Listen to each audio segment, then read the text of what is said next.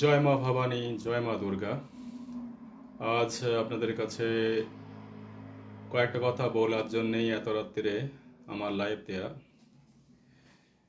আমেরিকায় বিভিন্ন জায়গাতে যারা দিনের দিনে আপনারা পূজা করতে পারছেন না, 27 তারিখ, 28 তারিখ, 29 তারিখ, 1 তারিখ, 30 এবং 1 তারিখ পর্যন্ত, তারা যদি 2 তারিখে বা 4 তারিখে পূজা করেন, এবং যারা পরে পূজা করছেন, যেমন 12 তারিখেও আমার, যেমন নিউ জার্সিতে আমি পূজা করছি, বস্টনেতেও তার আগের সপ্তাহে পূজা করছি, বস্টনেতে আমাদের 20 তারিখ, 21 তারিখ আমাদের পূজা করছি।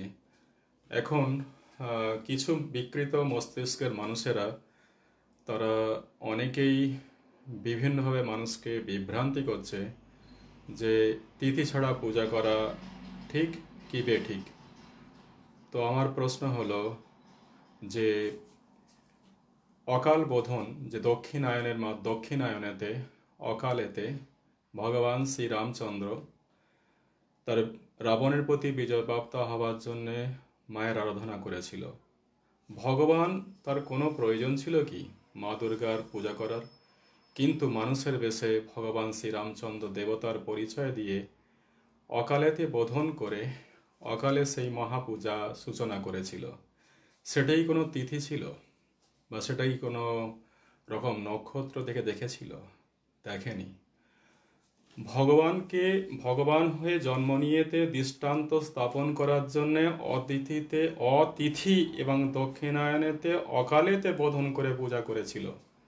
ভগবানকে ডাকার কোনো সময় দেখাতে প্রয়োজন হয় না। ভক্তি হচ্ছে পূজার শ্রেষ্ঠ উপাচার। শরৎকালে পূজা, শরৎকালটা কোন কোন মাস? ভাদ্র আর আশ্বিন, বৈশাখ জ্যৈষ্ঠ আষাঢ় শ্রাবণ ভাদ্র আশ্বিন, এই দুটো ভাদ্র আর আশ্বিন হচ্ছে শরৎকাল। এই শরৎকালেতে মহাপূজার কথা বলা হয়েছে হয়নি কিন্তু যে ভাদ্র মাসেই পূজা করার কথা অথবা আশ্বিন মাসের পূজা করার কথা।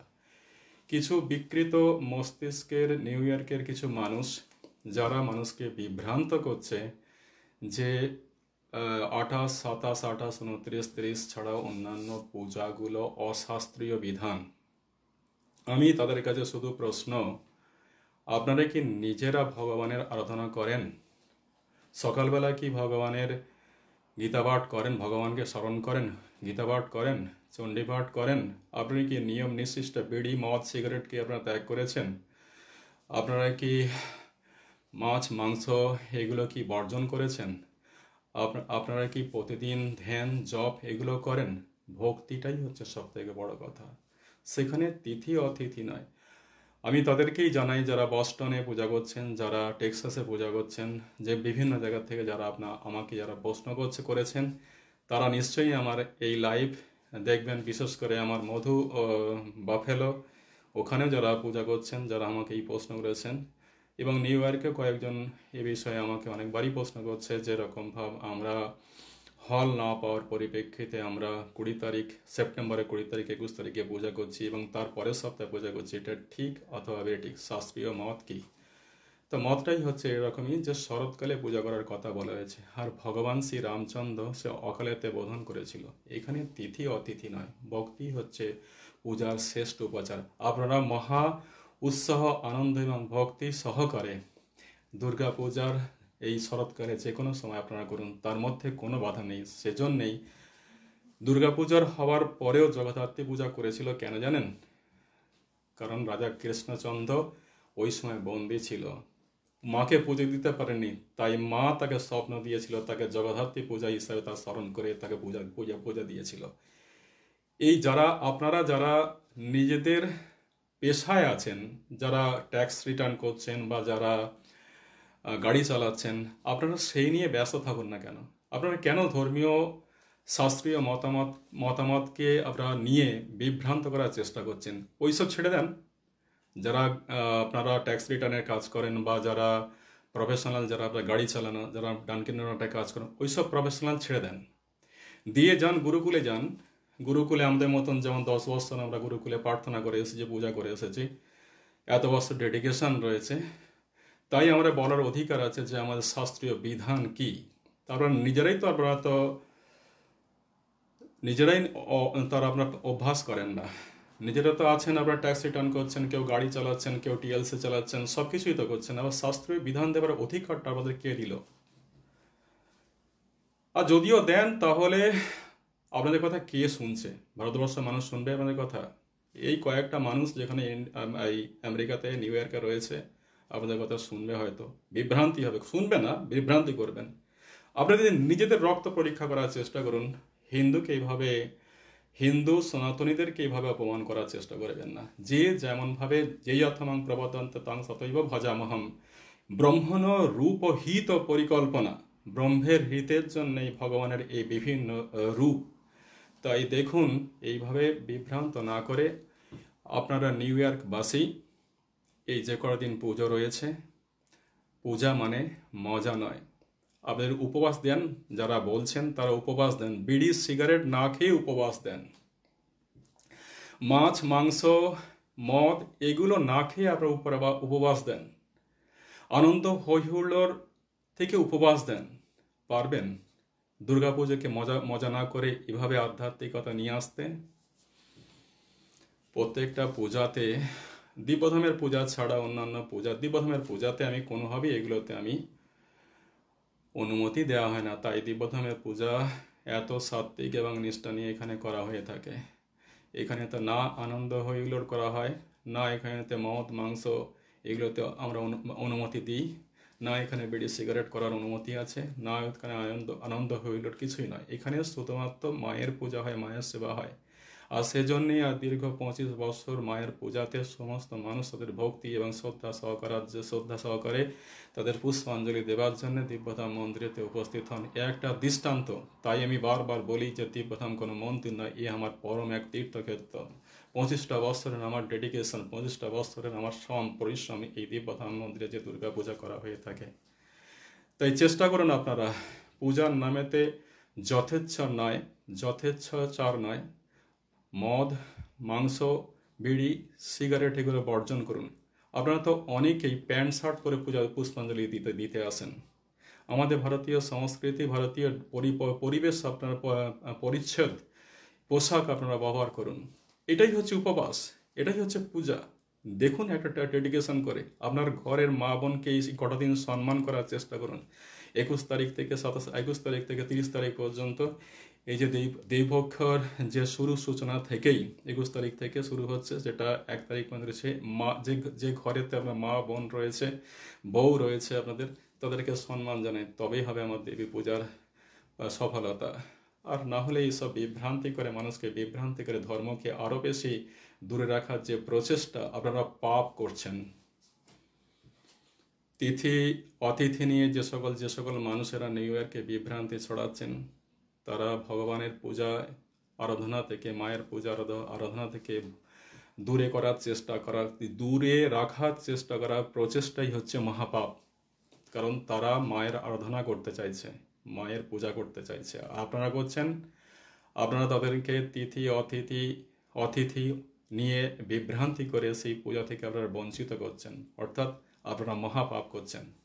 এই মহাপাপ থেকে নিজেকে, এখনো সময় আছে, আপনারা সংযত হওয়ার চেষ্টা করুন। আপনার যে পাপ, জন্মান্তরের পাপ, আপনারা কখনোই দূরে রাখতে পারবেন না। যে যেভাবে পূজা করছে তাকে সেভাবে পূজা করতে দেন, সেটাই তার ভক্তি। ধর্মকে আরো বিভ্রান্ত করবেন না, ধর্মকে দূরে রাখার চেষ্টা করবেন না। আবার আপনাকে বলছি, যে সকল মানুষেরা আপনারা শাস্ত্রীয় মত অশাস্ত্রীয় মত বিধান দেওয়ার চেষ্টা করছেন, আপনারা আপনাদের প্রফেশন ছেড়ে দেন। যারা ট্যাক্স রিটার্ন দিয়ে কাজ করছেন, যারা ট্যাক্সি চালাচ্ছেন, যারা ইঞ্জিনিয়ার করছেন, যারা ডাক্তারি করছেন, সেসব প্রফেশনাল ছেড়ে দেন, দিয়ে আমাদের মতন আসুন। এইভাবে 50টা বছর ডেডিকেশন করুন, যান গুরুকুলে শিক্ষা নিয়ে আসুন, যান গুরুকুলে পড়াশোনা করে আসুন, সেখান থেকে তা গুরুকে সেবার মাধ্যমে তার পরম ব্রহ্ম লাভ করার প্রচেষ্টা নিয়ে আসুন। তাহলে আপনি বলবেন, নিশ্চয়ই বলবেন, বলার অধিকার তখন আছে যে শাস্ত্রীয় মত অশাস্ত্রীয় মত, কিভাবে পূজা, কোন তিথি আর অতিথির মধ্যে পূজা করা ঠিক কি বেঠিক। তো যাই হোক, আমার ভক্তবৃন্দ, যারা আমার এই ভিডিও পরে যারা শুনবেন, তাদের কাছে আমার শুধু এইটাই অনুরোধ, আপনারা পূজা তো বেশি দিন আর নেই, এই যে কটা দিন পূজা করবেন এবছরে সবাই একমত হওয়ার চেষ্টা করুন যে ওই কটা দিন বিড়ি খাবেন না, ওই কটা দিন মদ খাবেন না, ওই কটা দিন মাছ মদ মাংস এসবগুলো বর্জন করবেন। ওই কটা দিন দুর্গাপুজোর ওই কটা দিন মা বোনকে সম্মান করার চেষ্টা করবেন। ওই কটা দিন দরিদ্র ভোজন করার জন্য অর্থদান করার চেষ্টা করবেন। ওই কটা দিন সেবার মনে মনোরাবৃত্তি যেন থাকে। ওই কটা দিন মায়ের কাছে চণ্ডী পাঠ করার চেষ্টা করুন আর গীতা পাঠ করার চেষ্টা করুন। যে যেটা ভালোবাসেন সে সেইভাবেই পাঠ করার চেষ্টা করুন একেবারে ওই কটা দিন 4টে দিন। এবং বিশেষ করে আমাদের উত্তর ভারতীয় 9টা দিন আমরা পালন করি, সেখানেতে একটা দিন বেশি হয়ে 10 দিন পালন করা হয়ে থাকে। সেই কটা দিন আমরা যেমন আমাদের দেশের প্রধানমন্ত্রী নরেন্দ্র মোদীও উনি 9টা দিন উপবাস থেকে মায়ের আরাধনা করে, ঠিক সেভাবে আপনারা করার চেষ্টা করুন। আর ধীরে ধীরে সবটা আপনারা নিশ্চয়ই আমাদের অসত্য দূর হয়ে যাবে, দানবতা দূর হয়ে যাবে। এই যে দানব অসত্য এগুলো করছেন, অশাস্ত্রীয় মতে পূজা করা ঠিক নয়, তিথি মতে পূজা করা ঠিক নয়, এগুলো হচ্ছে দানবীয় মত। এগুলো হচ্ছে আপনারা পাপ করছেন, মহাপাপ করছেন। এসব পাপ থেকে নিজেকে বাঁচাবার চেষ্টা করুন, এখনো সময় আছে। আবার আপনাকে পৃথিবীতে ফিরে আসতে হবে এই পাপ থেকে, কারণ মায়ের যারা আরাধনা করছে সেখানেতে ভক্তি দিয়ে যখনই পূজা করুক না কেন সেখানে তিথি নক্ষত্র কোনো বিচার করার প্রশ্ন আসে না। তারা করতে দেন, তাদেরকে করতে দেন, তাদেরকে বাধা দেবেন না। বিসর্জন বিসর্জন কি সেটা আপনারা জানার চেষ্টা করবেন। বোধন কি সেটা জানার চেষ্টা করবেন। সপ্তমী কি, অষ্টমী কি, নবমী কি, দশমী কি, সন্ধি পূজা কি, এগুলোকে আপনারা বোঝার চেষ্টা করবেন। দেখবেন যেন সব অন্ধকার দূর হয়ে যাবে, সত্য বদ্র জাগ্রত হবে, অসত্য দূর হয়ে যাবে। যাই হোক, সবাই ভালো থাকুন। আজকে অনেক রাত্রিরে আপনাদেরকে আমি এই ভিডিও দিলাম এই জন্যেই, কখনো কখনো ভারাক্রান্ত হই, মনের মধ্যে দুঃখ হয় যে নিউ ইয়র্কের মতো একটা ছোট্ট জায়গাতে কিছু বাংলাদেশি মানুষেরা আমাদের পূজা করে সেখান থেকেও মানুষকে বিভ্রান্তি করে পূজা থেকে দূরে রাখার যে কুপ্রচেষ্টা, কুচক্রী, তাদের বিষ দাঁত যাতে ভেঙে যায়।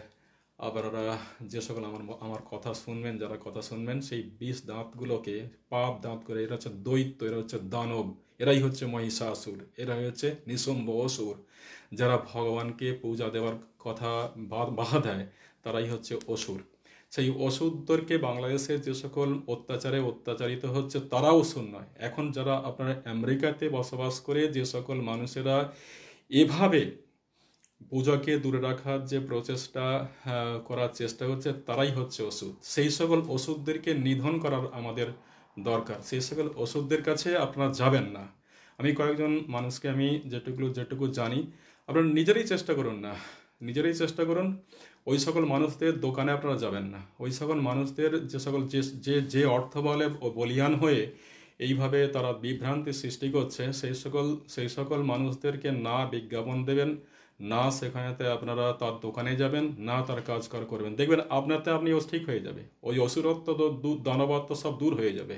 ওই দানবদেরকে দূর করার প্রয়োজন নেই। এইসব দৈত্যদেরকে আপনারা দূর করার চেষ্টা করুন, তাহলেই আমাদের পূজা আমাদের সঠিক হবে। তাই ভক্তবৃন্দ, আপনারা ভালো থাকুন। আপনারা দুর্গাপূজা মহা সমারোহে যারা আগে করছেন, বস্টনের ভক্তরা যারা 20 তারিখ 21 তারিখ করছেন, সেটাও সঠিক। এবং বাফেলোতে যারা পূজা করছো তোমরা ওখানে আগে করছো, সেটাও সঠিক। এবং নিউ জার্সিতে যেখানেতে 12 তারিখে 12ই সেপ্টেম্বর যে পূজা করা হচ্ছে সেটাও সঠিক। বেঠিক এটাই, তোমরা মদ খাওয়া, মাংস খাওয়া, বিড়ি খাওয়া, সিগারেট খাওয়া এগুলো ত্যাগ করো এবং এখানে নিজেদের আরও বেশি তোমরা পূজা প্রার্থনা করো, চণ্ডী পাঠ করো, গীতা পাঠ করো। দিনে একবার মাত্র খাওয়ার চেষ্টা করো। আমি তো 4 দিন তো আমি নাই কোনো খাই না, প্রায় রাত্রে গিয়ে একবার খাই মাত্র। তো তোমরা চেষ্টা করো, তোমরা এইভাবে প্রার্থনা করে একদম মাকে শয়ন দেওয়ার পরেই নিজে ভোজন করার চেষ্টা করো। সারা বছরই তো খেয়ে যাচ্ছে রাক্ষসের মতন।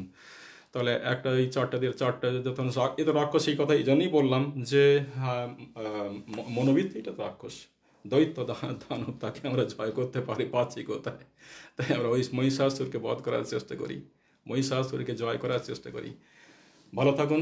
অনেক রাত্রি হলো, আবার কালকে সকালে চণ্ডী পাঠ আপনাদের শুনবেন সকালবেলা ঠিক 6টার সময়। হরে কৃষ্ণ, জয় মা ভবানী।